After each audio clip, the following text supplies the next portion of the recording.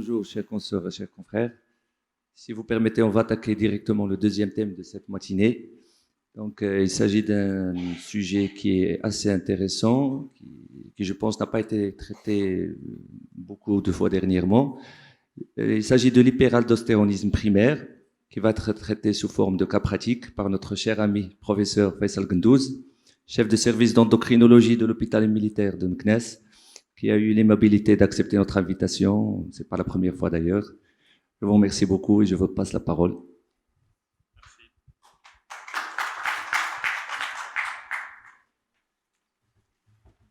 Merci Adil pour ta présentation. Salam alaikum wa rahmatullah. Je suis très heureux d'être parmi vous dans cette matinée pour discuter d'une thématique un peu différente de ce que j'ai l'habitude de présenter. Je suis très habitué à présenter la diabétologie, cette fois-ci sans s'éloigner de l'endocrino et tout en se rapprochant de la cardiologie. Je vais présenter une thématique à propos de cas pratiques sur l'hyperaldostéronisme primaire. L'idée maîtresse à travers ma présentation, c'est surtout avoir des réflexes vis-à-vis le dépistage de l'hypertension artérielle secondaire et surtout de l'hyperaldostéronisme primaire qui représente le 1/5 des hypertensions artérielles secondaires. Et donc, à travers mes cas pratiques, je vais d'abord introduire sur la littérature et après on passera sur un cas pratique que j'ai essayé de multiplier l'essor pour pouvoir discuter en entier les étiologies de l'hyperaldostéronisme primaire. Donc, avant de démarrer, je tiens toujours à remercier mes amis, les représentants de l'association de la médecine famille, que j'ai maintenant, comme a dit Adil, l'habitude de participer avec eux. C'est pas la première année, c'est pas la deuxième, ça fait déjà plus de 3 ans. Et donc, je n'ai aucun conflit d'intérêt par rapport à cette présentation. Donc, pour initier, l'hypertension artérielle a un grand poids dans la morbimortalité, quelle qu'elle soit, que ce soit sur le plan cardiovasculaire ou sur tous les plans d'état de santé. Dans cette méta-analyse, il a été analysé 67 facteurs de risque global: mauvaise nutrition, l'alcool, le tabac, l'hypertension, et le diabète n'a pas été inclus, mais c'est des facteurs liés au diabète, à savoir l'hyperglycémie à jeun, a été analysé, et l'hypertension artérielle vient en tête pour dire que c'est un facteur de risque qu'il ne faut pas le négliger, qui est responsable d'une part énorme de morbimortalité cardiovasculaire. Au Maroc, la situation n'est pas on va dire, cachée. Maintenant, à partir de la dernière étude, l'étude Stepwise de 2017, on a à peu près 6 millions de patients hypertendus au Maroc. La plupart l'ignorent, et si on veut avoir une idée sur la prévalence, c'est aux alentours de 30%. Et maintenant, on va partir directement pour voir l'hyperaldostéronisme primaire. À votre avis, comment va-t-on le définir? Si on veut être abstrait, comment peut-on définir l'hyperaldostéronisme primaire? La réponse, puisque c'est difficile d'avoir cette interactivité avec le nombre de participants, la définition va être tirée à partir de la physiopathologie. Alors, tout le monde connaît ici, je suppose, le système rénine-angiotensin-aldostérone, et c'est la couche glomérulée qui va être de la surrénale, de la glande surrénale, qui va être responsable de la sécrétion de l'aldostérone. Alors, c'est ça, c'est ici, c'est la couche la plus superficielle. Et c'est cette couche qui va essayer de répondre à une demande de la rénine, qui elle aussi est stimulée, que ce soit par l'hypernatrémie, un stress, par l'hyperkaliémie. Donc, à chaque fois qu'on a ce stimulus, on aura la réponse par la couche glomérulée, par la sécrétion de l'aldostérone. Et bien, pour l'hyperaldostéronisme primaire, c'est une autonomisation de cette couche qui va sécréter d'elle-même l'hormone aldostérone, et on va définir l'hyperaldostéronisme primaire par une hyperproduction surrénalienne d'aldostérone. Cette hyperproduction serait caractérisée par une autonomie et une excessivité pour avoir une manifestation consécutive, et automatiquement c'est une sécrétion qui va être inappropriée, ça veut dire inappropriée à la physiologie et non contrôlée par l'araignée. L'histoire s'impose en matière d'hyperaldostéronisme primaire. Ça a été décrit pour la première fois par Kohn, c'était en 1954. Alors qu'est-ce qui s'est passé? C'était une patiente de 35 ans. Une patiente de 35 ans qui avait des signes d'hypocalémie francs, surtout un syndrome musculaire, une fatigabilité musculaire avec des crampes, et en parallèle, elle avait une histoire d'hypertension artérielle sévère depuis 6 ans. Alors, quand il faisait ses recherches sur les sécrétions surrénaliennes, et il était sûr que ce qu'elle avait, cette patiente, à ce moment-là, était secondaire à cette hyperactivité de ces deux surrénales. Alors, il a discuté avec lui, c'était un interniste, il a discuté avec le chirurgien et il lui a proposé une surrénalectomie bilatérale pour cette patiente pour prouver qu'il avait raison. Et lors de l'induction au bloc, la patiente, quand on fait la laparotomie, on se trouve devant une grande surrénale, un gros nodule surrénalien d'un seul côté, et donc le chirurgien avait proposé à l'époque une surrénalectomie d'un seul côté. Les suites opératoires étaient vraiment top, puisque la patiente a vu disparaître ses symptômes, elle a vu aussi disparaître son hypocalémie et son hypertension artérielle. Et c'était la première publication en 1954 par Kohn. Et là, c'était le responsable, c'était l'adénome de Kohn chez cette patiente. Après, en 1964, on s'est mis d'accord sur cette hypersécrétion inappropriée où on avait, pour avoir ce diagnostic, on avait une rénine qui était basse à l'époque. Et après, on s'est demandé, est-ce que la calémie doit être toujours basse pour poser le diagnostic? La réponse était des cas rapportés de normocalémie avec un hyperaldostéronisme primaire, ça veut dire à ses débuts, c'est pas l'hyperaldostéronisme franc, agressif. Et après, maintenant, en 2022, on sait très bien que l'hypocalémie accompagne l'hyperaldostéronisme primaire que dans peu de cas, entre 9 et 37% des cas.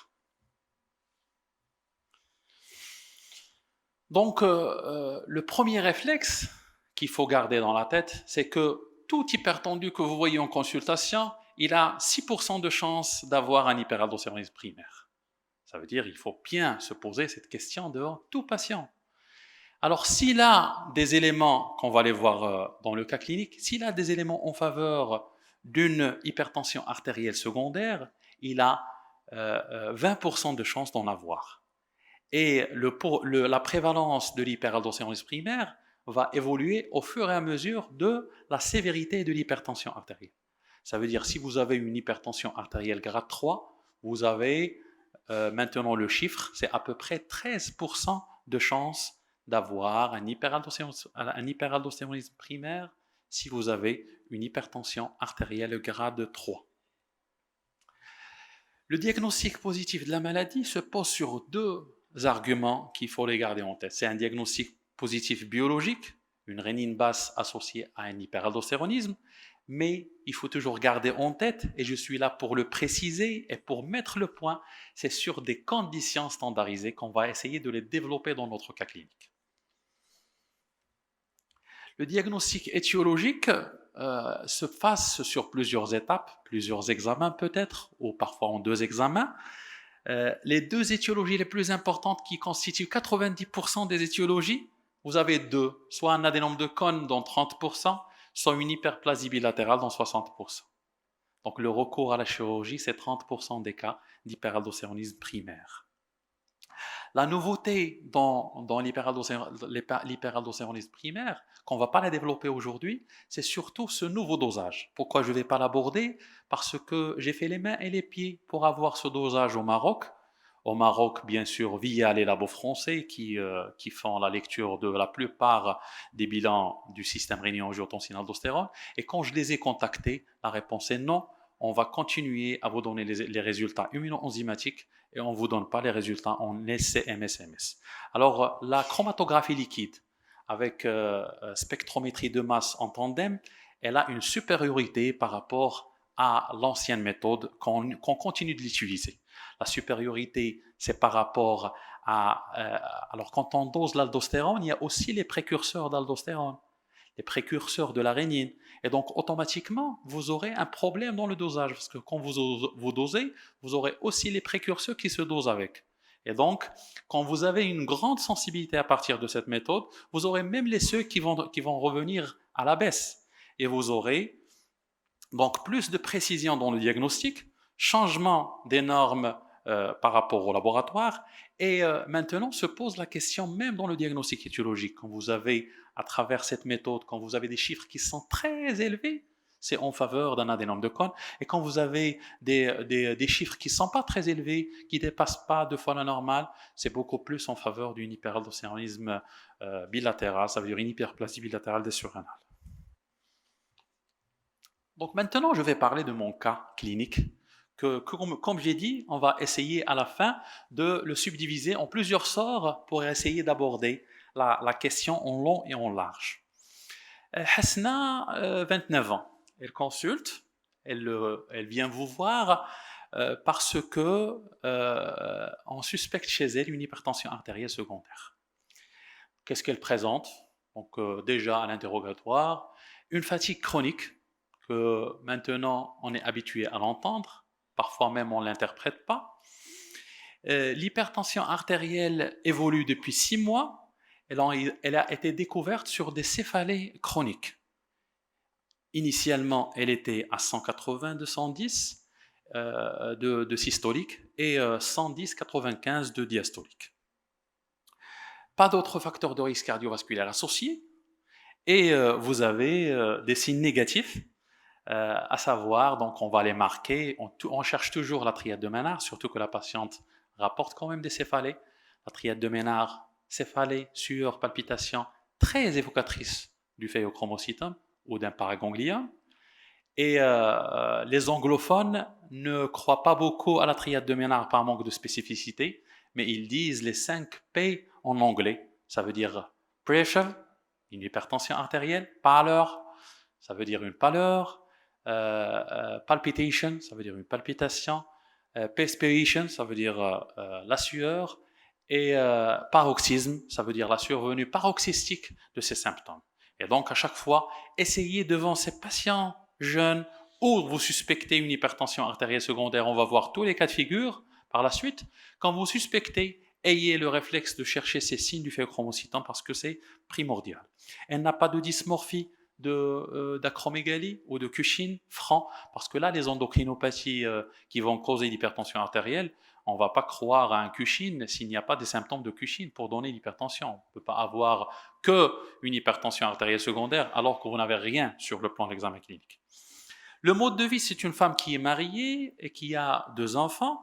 Sans ses antécédents personnels, elle n'a pas de prise médicamenteuse, elle n'a pas de prise de réglisse surtout, et il n'y a pas de cas similaire dans la famille.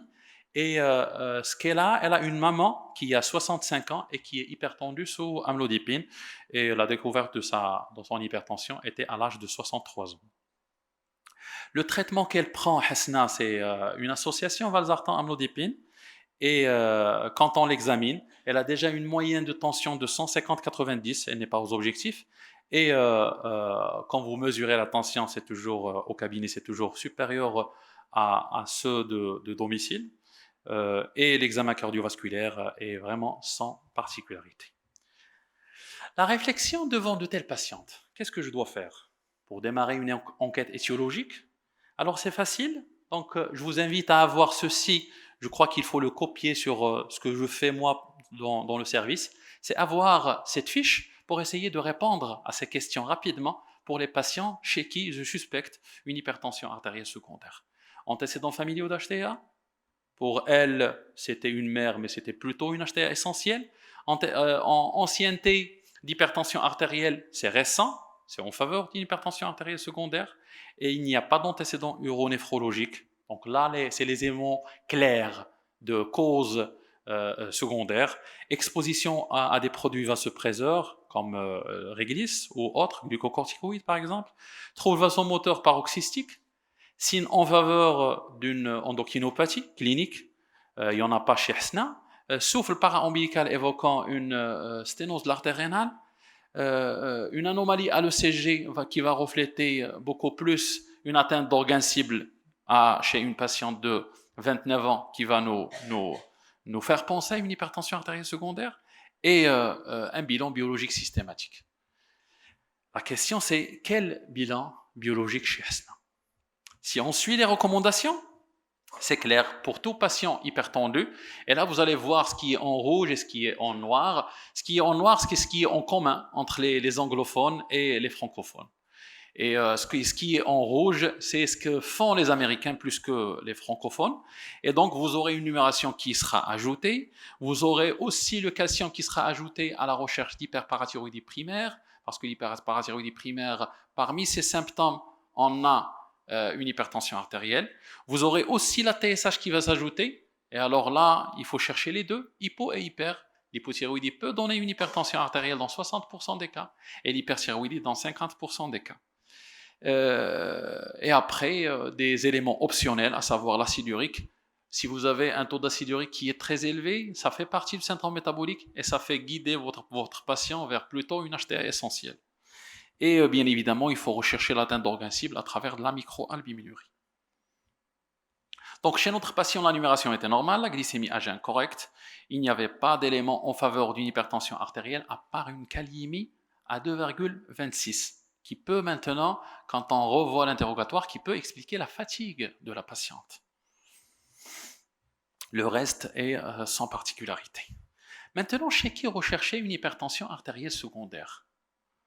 C'est ça la question qu'on se pose. La réponse, c'est devant toute hypertension qui est d'emblée sévère. D'emblée sévère, ça veut dire grade 3. On va le voir par la suite selon les recommandations de la Société française. Quand on a une hypertension artérielle précoce, quand on a, ça veut dire moins de 30 ans, pour certains moins de 40 ans, mais il faut évaluer le terrain. Si vous avez quelqu'un qui a 38 ans et qui est mince, qui est sportif, et il vous fait une hypertension, là il faut penser plutôt à une hypertension artérielle secondaire. Quand vous avez une HTA résistance au traitement, qu'est-ce que ça veut dire? Ça veut dire 3 traitements dont un est un diurétique. Et j'insiste à ce que on aura la pleine dose pour ces 3 médicaments. Pardon, je reviens. Si vous avez une hypertension artérielle accélérée ou maligne, alors accélérée, ça veut dire d'emblée, à la découverte, vous avez un grade 3.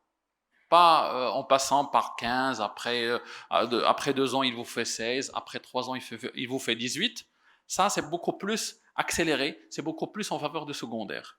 Si vous avez une atteinte disproportionnée, moi je l'ai vu une seule fois, c'était un patient qui vient me voir et il me rapporte qu'il avait fait l'année dernière un AVC alors qu'il avait 42 ans. AVC 42 ans avec une histoire d'hypertension de 3 ans et un bilan lipidique qui est normal, là, tout de suite, ça fait sauter aux yeux que c'est plutôt une hypertension artérielle secondaire.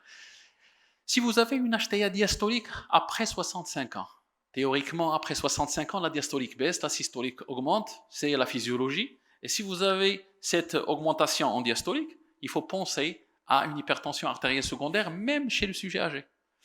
Et après, en présence d'une hypokaliémie.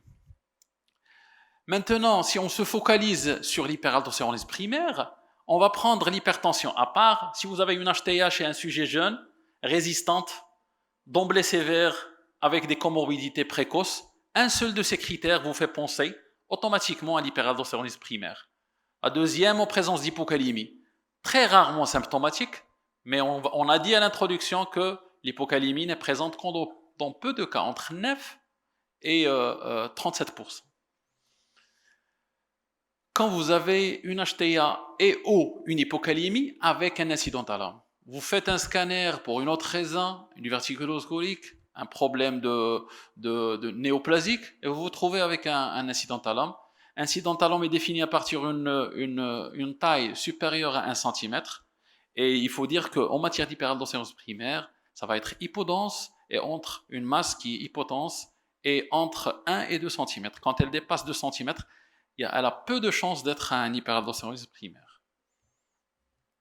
Maintenant, quand on voit qu'est-ce que ça veut dire sévère, là, sur les recommandations européennes, c'est à partir du grade 3 qui est défini de 180 et ou 110 de diastolique. Alors, chez Hsna, qu'est-ce qu'on a? On a un âge qui est inférieur à 40 ans, elle est d'emblée sévère, on a vu ces chiffres initialement, et elle a une hypocalémie aussi. Donc, tout de suite, on passe directement à penser à l'hyperaldostéronose primaire chez Hsna. La deuxième question, c'est pourquoi je vais rechercher l'hyperaldostéronisme chez Hsna? Qu'est-ce que ça va changer sur ma conduite? Pourquoi je vais le chercher? Est-ce que parce que la morbidité cardio-rénale est supérieure à l'HTA essentiel? Est-ce que c'est parce que c'est une cause curable? Ou c'est seulement pour la curiosité scientifique? Si je vais équilibrer Hsna avec un médicament et puis ça y est, c'est pas la peine de gaspiller toutes ces analyses. La réponse est que à partir de la physiologie, on sait très bien que l'aldostérone est très néfaste pour le cœur. Il augmente l'épaisseur intime média, il diminue la fonction endothéliale, il augmente l'épaisseur du ventricule, donc il contribue à l'hypertrophie ventriculaire, aux troubles de rythme et à l'AVC automatiquement à travers ces changements qu'il fait.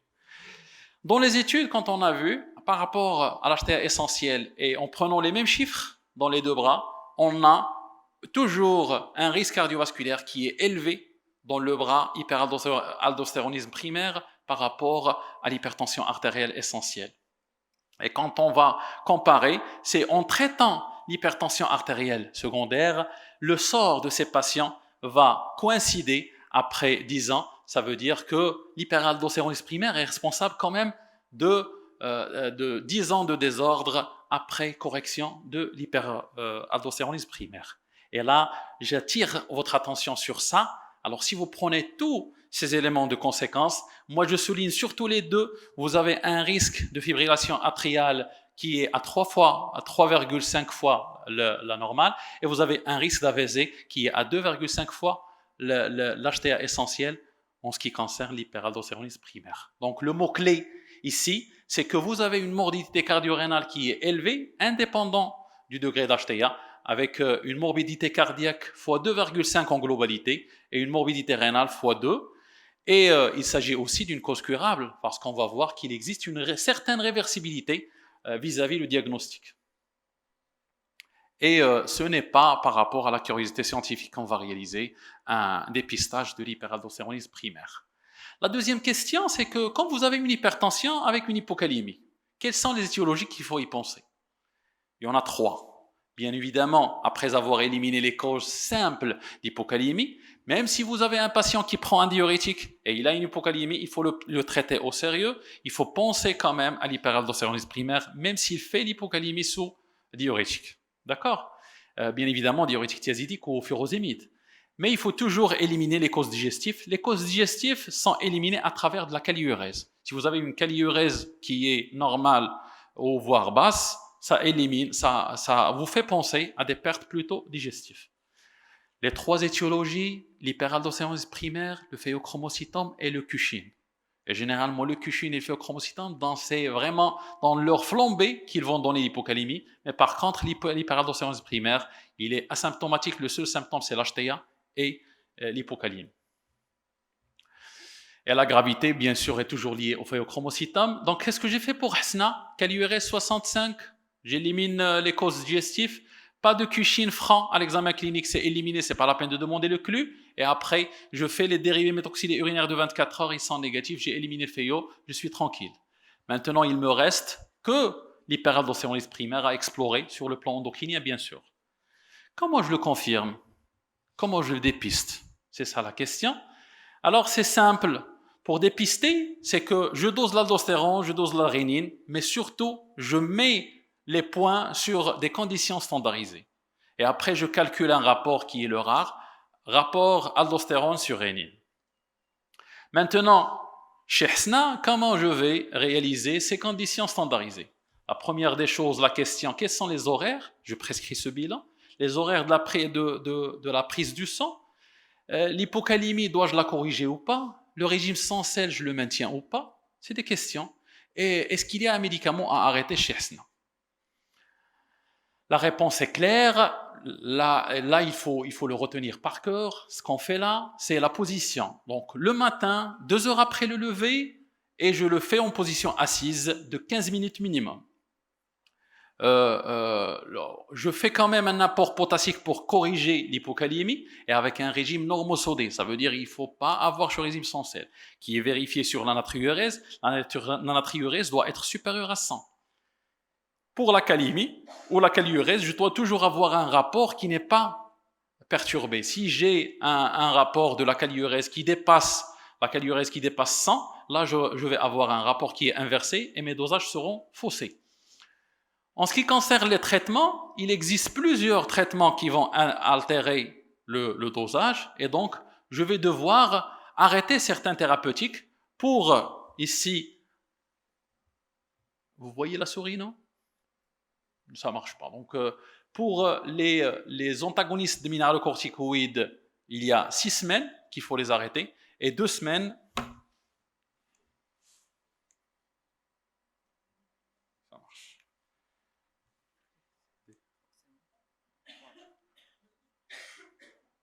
Ça ne déplace pas. Ah, ça marche. Alors, pour le guider, hop, 6 semaines. Bon, ça va être difficile. Là, c'est 6 semaines pour les minéralocorticoïdes et 2 semaines pour le reste. D'accord? Pour les voir dans cette méta-analyse, on a essayé de les analyser. Ce qui est important, c'est que pour le monotildien et pour l'alpresse, qui n'est pas commercialisé malheureusement au Maroc, vous avez une certaine neutralité. Ce sont les médicaments qu'on va essayer d'utiliser pour arrêter. Et même pour les inhibiteurs calciques non dihydropyridiques, il faut les arrêter. D'accord? À savoir l'amlodipine. Et donc, on le remplace par le monotildien. C'est ce qui est faisable, mais parfois, on ne peut pas les arrêter. Quand vous avez des chiffres tensionnés qui sont très élevés, on ne peut pas les arrêter. Et il y a certains qui ont proposé de faire le dosage, parce que, je reviens ici, parce que vous allez voir que seuls les bêta-bloquants et les antihypertenseurs centraux qui ont un effet baisseur de la rénine.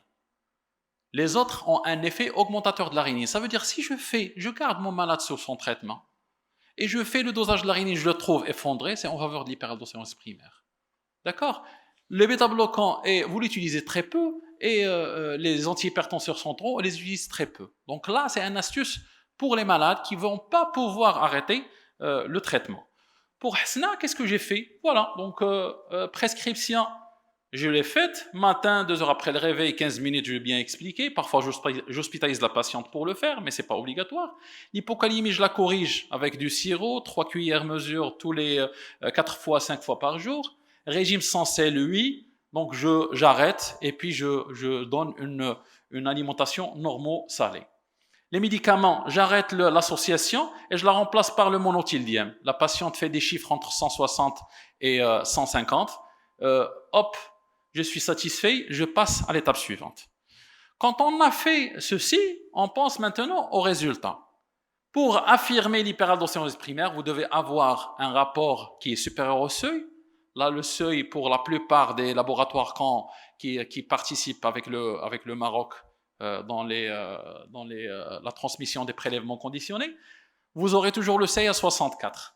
Et là, seuil supérieur à 64 avec aldostérone supérieur à 550 picomol par litre, ça vous fait penser automatiquement à une hyperaldostéronise primaire. Si vous avez des résultats douteux, il faut passer au test dynamique. Mais si vous avez un patient qui est clair, vous avez déjà une hypocalémie avec, un patient qui est très jeune, et vous avez une image à la surrénale, et vous êtes dans le bleu, généralement c'est ça, c'est déjà une hyperaldostéronise primaire, et surtout quand vous avez, la valeur la plus prédictive, c'est quand vous avez une rénine qui est effondrée, ça veut dire inférieure à 0,5.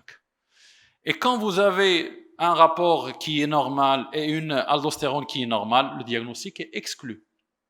Pour elle, voilà, rénine effondrée, aldostérone élevé, supérieur à 550, et vous avez un rapport à 178 pour une normale inférieure à 64.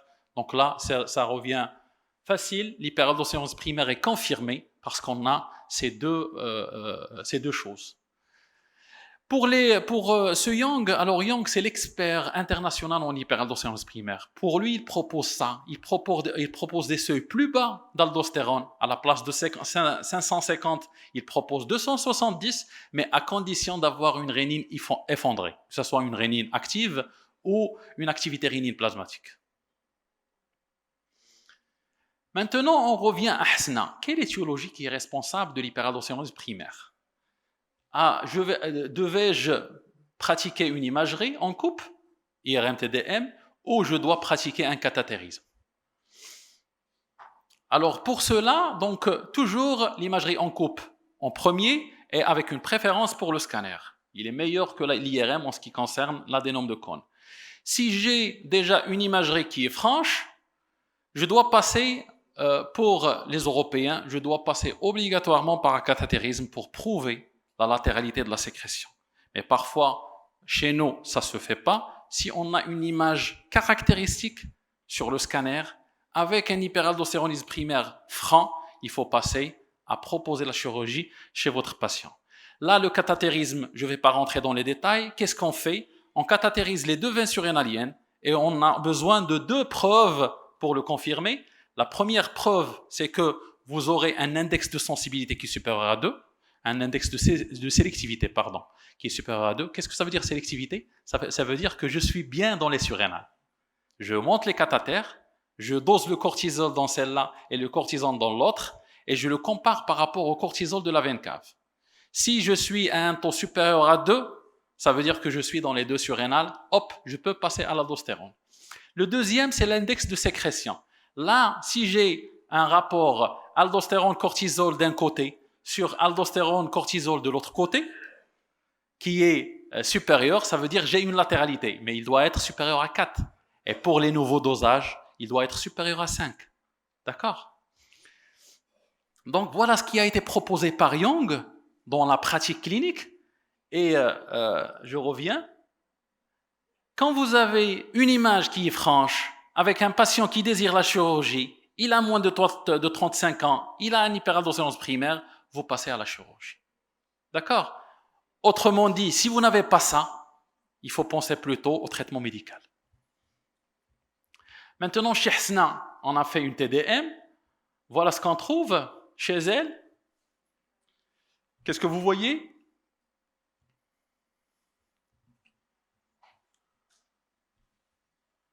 Ici. Voilà. Entre les 2 bras de la surrénale, vous avez un adénome qui est clair et franc. Voilà, c'est déjà marqué. Hypodense, taille entre 1 et 2 cm. C'est ça les caractéristiques de l'adénome de Kohn. Donc, chez Hasna, je suis devant un adénome de Kohn. Le cathétérisme, alors pour Young, on n'est pas obligé de le faire pour Hasna. Je suis devant une imagerie qui est confortable, avec un désir de chirurgie chez une patiente qui a moins de 35 ans, donc je passe directement à proposer la chirurgie chez ma patiente. Là, Young, qu'est-ce qu'il nous fait? Il nous fait décrire un cas où je trouve très intéressant pour la pratique du cathétérisme. Alors, qu'est-ce qu'il a? Chez un patient qui a une notion d'hypocalémie avec hypertension artérielle secondaire, voilà ce qu'on trouve chez lui. Vous avez les flèches là. On trouve un petit adénome de ce côté-là qui est légèrement hypodense, et un autre qui est hyperdense, mais qui est quand même de grand volume. Et là, on se pose la question, est-ce que c'est un hyperaldostéronisme unilatéral ou pas? Pour pouvoir pratiquer une chirurgie ou pas? Il fait, lui, le cathétérisme. Voilà les résultats. Alors, à partir de l'index de sélectivité, donc il a fait la sélectivité, il était à 25, alors qu'il devait être plus de 2. Et quand il fait l'épreuve de latéralité, il est là avec un index de latéralité à 100, alors qu'il devrait être supérieur à 5, et avec une prédominance à droite. Ça veut dire, si je reviens aux images, c'est celui-là, le petit là qui est du côté droit, à côté du foie, c'est lui qui est responsable de l'hyperaldostéronose primaire, et donc on peut proposer la chirurgie pour ce patient. Alors pour Hsna, qu'est-ce qu'on doit proposer comme traitement? Quand j'ai un hyperaldotéronisme primaire, la première des choses, je dois me demander, est-ce que je suis devant un adénome à l'imagerie ou je suis devant plutôt une hyperplasie? Je suis devant un adénome, c'est très probablement une chirurgie. Essayez de proposer la chirurgie à votre patient. S'il la refuse, ça va être un traitement médical. Si le patient a une hyperplasie, c'est pas la peine de l'opérer, mais vous pouvez pratiquer quand même un cathétérisme qui se fait très rarement au Maroc et on a toujours un doute sur l'interprétation. Et si vous arrivez à le faire, là, il faut se poser, est-ce qu'on a une hyperplasie qui a une sécrétion unilatérale, ou on peut proposer, dans très rares cas, comme vous voyez en pointillé, une chirurgie. Donc la patiente a bénéficié, Hsna a bénéficié d'une surrénectomie unilatérale gauche, un adénome de 1,5 cm, et vous voyez là la calémie qui est rentrée dans l'ordre, la tension artérielle qui est rentrée dans l'ordre, et elle rapporte même des hypotensions. Elle arrive très mal à se tenir debout parce qu'elle était habituée à avoir des chiffres tensionnels élevés. Alors quand elle a vu ces chiffres tensionnels se normaliser, et je lui ai conseillé d'utiliser un petit peu de réglisse parce que ça fait augmenter l'aldostérone et ça fait quand même alléger ses souffrances. Et si c'était ça son scanner? Vous avez là une hyperplasie bilatérale pour Hsna. Qu'est-ce qu'on va proposer pour elle? Pas de chirurgie, sauf si on réalise, parce qu'on a une hypertrophie du côté droit qui est supérieure à celle du gauche, on peut pratiquer un cathétérisme, mais là c'est beaucoup plus une hyperplasie bilatérale, et ça va être un spironolactone. Le problème du spironolactone, c'est que deux choses qu'il faut retenir. Quand vous donnez spironolactone, il faut bien le titrer, et je le titre sur la rénine. Il faut que votre rénine soit défrénée. Elle est freinée par l'hyperaldotéronisme primaire. Quand vous le traitez bien, l'activité rénine devient positive. Quand elle devient positive, ça veut dire que vous avez fait un bon travail. Le deuxième problème, c'est qu'avec les hommes, ça donne des gynécomasties parce qu'elle va bloquer la voie des androgènes. Ça donne des gynécomasties, trouble des libidos et dysfonction érectile. Moi, j'avais un patient qui a refusé la chirurgie. Je lui donne spironolactone, il revient avec 3 mois, je veux me faire opérer. Parce qu'il n'arrive pas à supporter ce qu'elle avait sur le plan andrologique. Ce qu'il faut retenir, et je m'excuse d'avoir été un peu long, c'est qu'il faut penser à dépister l'hyperaldotéronisme primaire sur ces éléments-là. Une hypertension artérielle sévère, résistance, la présence d'hypocalémie, un seul de ces éléments. Un retentissement disproportionné sur les organes, un incidentalome associé et bien évidemment une hypocalémie associée. Il faut penser à dépister par le dosage dans les conditions standardisées.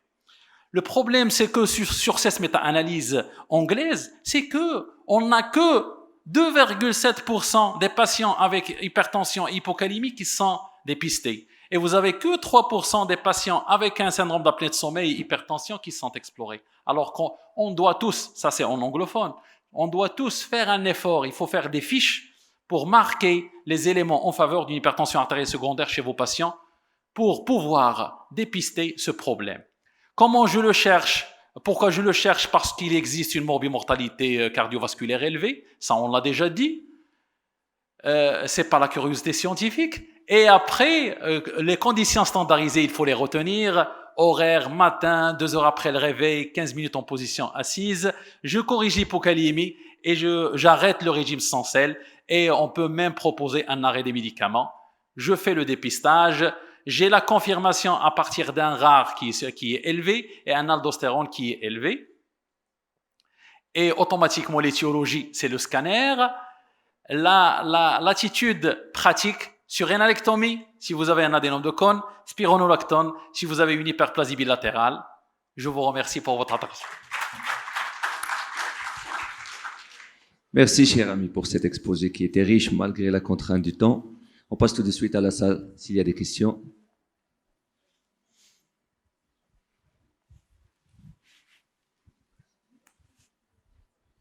Merci, professeur. J'ai besoin juste d'un éclaircissement. Je suis là. Sur votre slide, quand vous avez parlé du TDM, il y avait écrit 3 coupes et apnée. Pourquoi apnée? Alors, l'apnée, c'est pour augmenter la sensibilité de votre TDM sur l'adénome surrénalien. Il devient plus apparent. J'ai discuté ça avec les radiologues. Ils disent qu'avec l'apnée, les masses surrénaliennes sont plus exposées. Je crois que c'est par rapport à l'air qui peut cacher les masses surrénaliennes parce qu'il se projette sur le cul-de-sac. Et alors avec un apnée, c'est comme si vous surmontez un peu le poumon pour pouvoir bien regarder les surrénales. Voilà.